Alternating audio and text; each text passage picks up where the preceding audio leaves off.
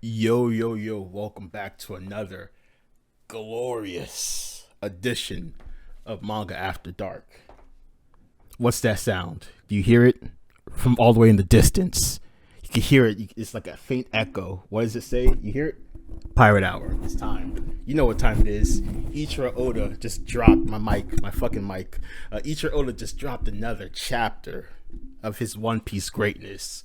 So I was about to do this reaction like an hour ago when the chapter first dropped.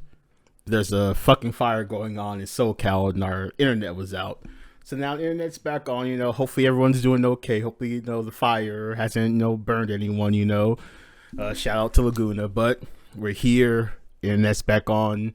First world problems, but we're here with One Piece, chapter 1040, Falling on Deaf Ears. Ooh, the big bitch. Yeah, yeah. So the cover panel is Big Mom just folding Yonji, not Yonji. Yeah, that's Yonji and Ichiji, Niji, who the fuck, it doesn't matter. The German not important, but you see Big Mom just folding them. So having a flashback as they're in the books, thinking about how they got there. So German 66 is Cold Blooded Voyage Volume 4, a creature that science cannot overcome. The big bitch. That's right. Hopefully Big Mom gets up this chapter though. Ooh. I mean, the timeline was really heavy with the debates about the kid-in-law. Does it make sense that kid-in-law can beat Big Mom? No. But obviously, we should be used to this by now in One Piece land. Oda will make characters however strong they need to be to win the fight. I've long since gotten over this. Like, Luffy being Katakuri was when I was like, alright, whatever. Oda's just going to make the characters win when they need to win. I accepted it. Like, it is what it is. Like, I thought Big Mom was going to win. I thought she clearly was stronger than both of them. I didn't think either of them had a shot. The awakening stuff, I know people debating whether or not it's bullshit to have to use it multiple times. Who knows? But obviously, we need further explanation about how the powers work. It's like, for instance, with Law, like he used it 3 times, but people are like, but we don't know if it's like an activation time limit where it's like, when I activate my awakening, I can use it for 10 minutes. Then after 10 minutes, then I'm out of hockey. Versus each individual instance is a activating of the awakening. So we don't know. So it's hard to claim whether or not this is bullshit. How it's like, if I use this once, I'm out to fight. Versus, and they've been doing this against a Yonko. But again, we should be used to this by now. Some like Sanji and Zoro should not be beating King and Queen. They did. Oda made sense. So we should just accept it and move on.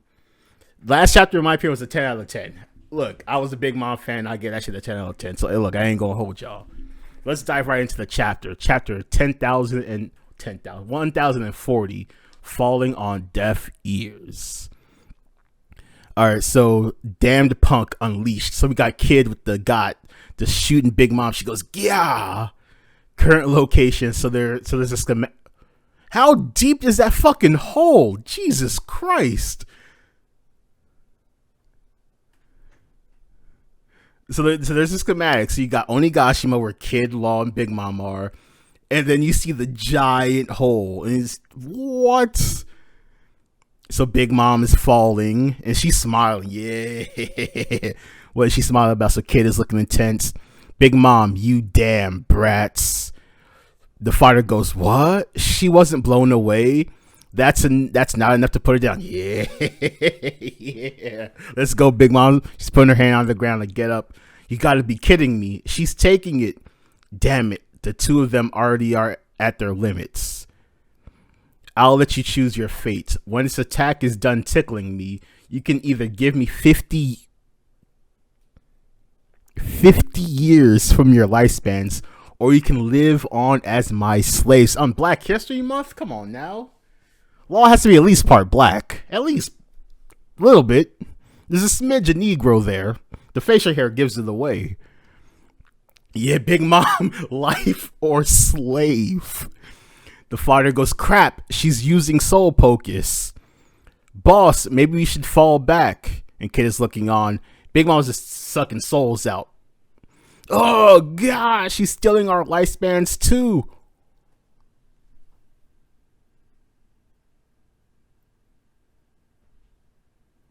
She doesn't look like she's anywhere near death's door. So Big Mom's just like emitting conquerors hockey, stealing life. As Kid is shooting her, she's just on the ground, laughing maniacally, stealing life. What a monster. Captain, we've got to get out of here. Huh? You guys go ahead, said Kid. Big Mom's looking on. You think the last gasp of an old windbag scares me?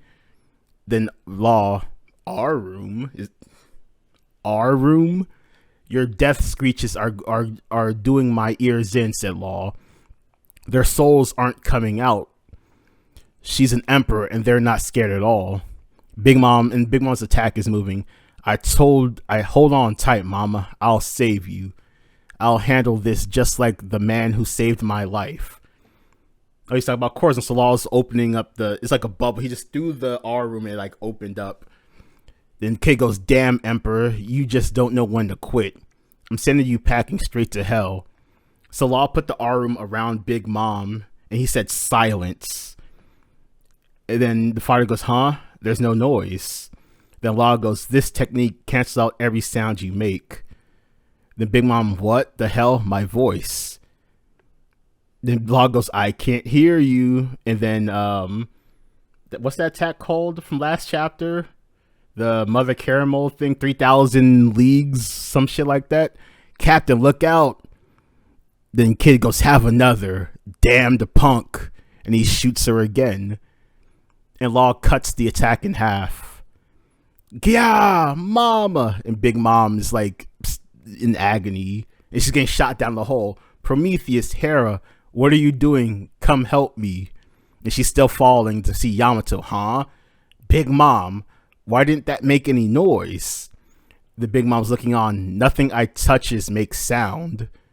And she like touches one of the bombs. And it explodes. Wow, stop that. You'll set off the bombs. The little flame demon thing is looking on. Ooh, Orochi-sama. Huh? That's a massive ass explosion. The entire bottom half just blown off. Damn it, this is all your fault. Big Mom cough and she's just falling. Are you listening, Roger? We're about to get some major details. Why did you have to go and say all that? Oh, his proclamation when he died. The whole world brought it. The Great Pirate Era. The whole world bought it. The Great Pirate Era. Your time was up, so it didn't affect you. So we see Chopper, we father fight in the background, Hyoguro. All those brats came flooding in looking for their chance to shine. We see Brooke, we see Robin, and you left us. We see Zoro passed out to deal with it. And is that Zoro falling? So there's someone playing the guitar thing. The least you could have done was tell us about the One Piece before you croaked. Kia! And then you got Orochi. Whoa! It is real, right? Water. So we got fucking Raizo. I need water. Emperor Big Mom versus the new generation. Live for battle. Victor. Eustace, Captain Kidd, and the Surgeon of Death, Trafalgar Law. And you see Big Mom crashing into the ground. And there's a giant explosion. Kids out. The kids passed out. Law's passed out. All the fodder, well, their pirate crew, they defeated Big Mom. This is huge. This is really huge. Boss, Captain. Scene transition. Oh, Yamato, Momonosuke-kun. Why is there a hole here? Is that the basement? Yeah, one of those bombs just went off just now, said Yamato. Thankfully, I was able to freeze the others before the whole armory blew. Then Momonosuke replies, I'm glad you're okay. I have a lot left on my plate at the moment, so please listen. Zunisha is getting pretty close now. Then Yamato goes, what? What do you mean? The elephant Odin mentioned in his journal? Then Yamato, exactly. It committed a serious crime 800 years ago, back when it was Joy Boy's companion. What is Momonosuke trying to say? Break next week, damn. So let's check the color panel. I have no idea what the silence does. I'm not sure how that changed anything. I don't know how that added to any of the... All right, let me read back because that made no sense. So what's the purpose of the R room? All right, so Kid is pinning her down with the damned punk. our Lagos R room. Your death screeches are doing my ears in. Oh, all right. That makes all right. I get it now. So Big Mom was doing her Conquerors hockey yelling thing. I get it. I forgot. Fucking Mike. So yeah, all right, that makes sense now. So Law was he was shutting down her Conquerors hockey yelling emitting thing. All right. And so her soul focus is emitted to her singing or yelling. If she cannot yell or sing, the shit doesn't work. No, it's still getting sucked out, I think, from the other fodder. It's probably just Law and Kid that it doesn't work on, but worked on everyone else.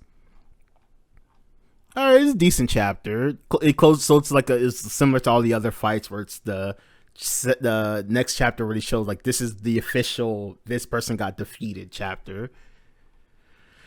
Rest in peace, Big Mom. I mean, yeah, that hole is massive. Law made a gigantic hole. Holy shit. Wow. But it just says you better not think this is enough to kill me. So Big Mom is definitely going to come back. But